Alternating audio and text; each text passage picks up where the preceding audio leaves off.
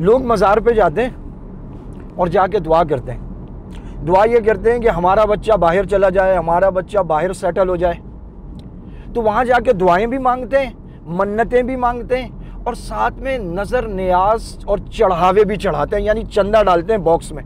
वो जो चंदा डालते हैं ना, उन पैसों से पीरों के बच्चे बाहर जाते हैं और बाहर जाके सेटल हो जाते हैं। चुनांचे आप देख लें, पाकिस्तानी 10 पीरों की लिस्ट शाया हुई है और उनके असासे शाया हुए हैं। वो पौंड्स में इतने अमीर हैं जितने वहाँ के बहुत सारे गोरे अमीर नहीं हैं। और ये सारे पैसे उन लोगों के पैसे हैं, गरीबों और फ़कीरों के, जिन्होंने जाके चंदा बॉक्सेस में डाले और वो पौंड्स में कन्वर्ट हुए और वहाँ पर उनके बच्चे जो है ना, और वो खुद आखिर में तो बड़े पीर साहब वैसे ही लंदन सेटल हो जाते हैं। पाकिस्तानी किस से लुटेगा?